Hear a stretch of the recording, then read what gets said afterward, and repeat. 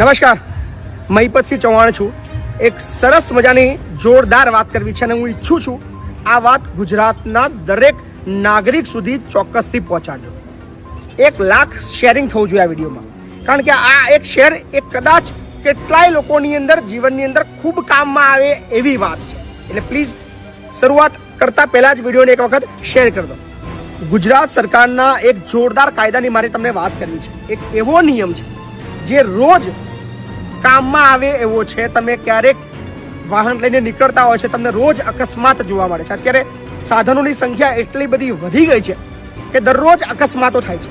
પણ રાજ્ય સરકાર, આપણી ગુજરાત રાજ્ય સરકાર તરફથી એક જોરદાર નિયમ બનાવવામાં આવ્યો છે કે આપણા ગુજરાત સરહદની અંદરમાં કોઈ પણ નાગરિક, એ ચાહે ગુજરાતનો હોય કે ગુજરાત બહારનો હોય, કોઈ એના આઈ કાર્ડની જરૂર નથી, કોઈ પણ પ્રકારના કાર્ડની જરૂર નથી, કોઈ પણ પ્રકારના કશું જ એનું પાસે મેડિકલનું કાર્ડ ના હોય ચાલશે.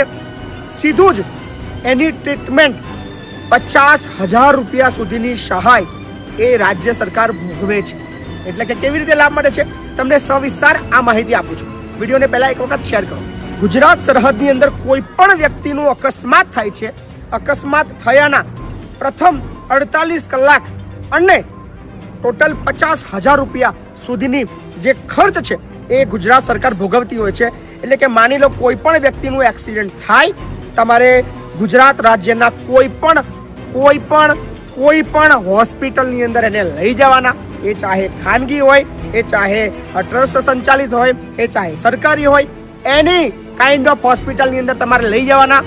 એની પ્રાથમિક સારવાર માટેની જે ખર્ચની રકમ છે મહત્તમ 50,000 રૂપિયા, યાદ રાખજો, એ તમારે ચૂકવવાની નથી.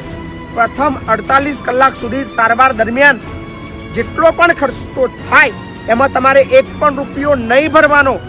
જો તમારી પાસે કોઈ પણ હોસ્પિટલ વાળો પૈસા માંગે, મહિપતસિંહને ફોન કરો. ગુજરાતની અંદર કોઈ પણ હોસ્પિટલની અંદર તમારું જો વાહન અકસ્માત થાય છે એની ટ્રીટમેન્ટ માટે પ્રથમ 48 કલાકમાં 50,000ની જે લિમિટ છે એની અંદર એ લોકો જો તમારી પાસે પૈસા માંગે, મહિપતસિંહને ફોન કરો. મહિપતસિંહ તમને છાતી ઠોકીને કહે છે તમને મદદ કરશે અને તમારે પૈસા નહીં ભરવા પડે, એની ગેરંટી આપું છું. હમણાં જે કિસ્સો બન્યો, આ વિડીયો બનાવવાનું કારણ પણ એ જ છે. 1 કલાક પહેલા એક હોસ્પિટલની અંદર પેશન્ટ એડમિટ થયો છે. એનું એક્ટિવા પર કંઈક એક્સિડન્ટ થયું છે. 2-3 કલાક ટ્રીટમેન્ટ ચાલી, થોડી ગંભીર હોવાને કારણે એને રિફર કરવો પડ્યો છે બીજી હોસ્પિટલમાં. પણ આ જે 2-3 કલાકના સારવારના 46,000 રૂપિયા ડોક્ટરે બિલ કાઢ્યું. એની પાસે ઉઘરાણી કરી, એની પાસે માગણી કરી. પેલા ભાઈએ કીધું મારી પાસે આટલા પૈસા નથી સાહેબ, 10-15,000 રૂપિયા ઓછા કરો.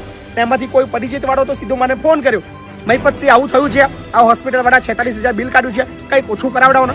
મેં કીધું 1 પણ રૂપિયો ભરવાનો નથી ભાઈ. શા માટે ભરવાનો છે? રાજ્ય સરકારનો પરિપત્ર છે.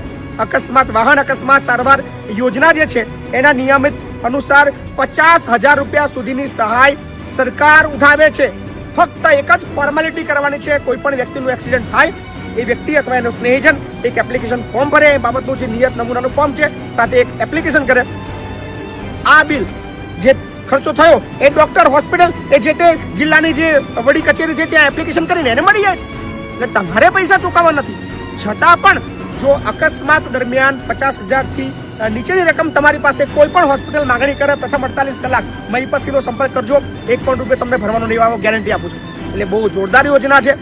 ગભરાવાનું છે નહીં, ડરવાનું છે નહીં, ચિંતા કરવાની નથી. અને તમામ હોસ્પિટલો આવી જાય. એવું નહીં કે ભાઈ સરકારી છે કે પ્રાઇવેટ છે કે ફલાણી ઢીકણી ટ્રસ્ટની છે, કશું જ નહીં.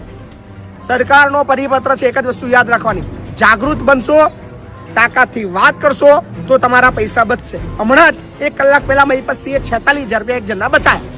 તો મારી ઈચ્છા થઈ કે 46 એક જણા બચાયા. આવા તો ગુજરાતની અંદર અસંખ્ય લોકો હશે, આપણે વધારે પૈસા બચાવીએ. એટલે જેને પણ એક્સિડન્ટ થાય પ્રથમ 48 કલાક દરમિયાન વધુમાં વધુ 50,000ની ઉપર બિલ થાય તો તમારે ભાઈ આપી દેવાના. એની અંદર મહિપતસિંહ ફોન નહીં કરવાનો. પણ 50,000 રૂપિયા અને પ્રથમ 48 કલાકનો જે ખર્ચ છે એ રાજ્ય સરકાર ભોગવે છે. એનો મહત્તમ લાભ લેવાનો. પણ એવું નહીં કે આપણે પૈસાવાળા છે એટલે ખીચામાં હાથ નાખીને આપી દેવાના. કદાચ ગરીબ લોકો છે, ચિંતા કરવાની નહીં. કોઈ હોસ્પિટલ ના માને, મહિપતસિંહનો સંપર્ક કરજો. નીચે નંબર આપ્યો છે, ફક્ત તમારું નામ લખો, હોસ્પિટલનું નામ લખો, જગ્યા લખો અને કહેજો કે ડોક્ટર પૈસાની માંગણી કરે છે. મહિપતસિંહ તમને મદદ કરશે. ચિંતા ના કરજો. વિડીયોને શેર કરજો અને રાજ્ય સરકારની આ યોજનાનો મહત્તમ લાભ મળે, લોકો સુધી પહોંચે એવું કામ કરજો. મહિપતસિંહ તમારી સાથે છે અને કાયદો જાણશો તો ફાયદામાં રહેશો. ધન્યવાદ.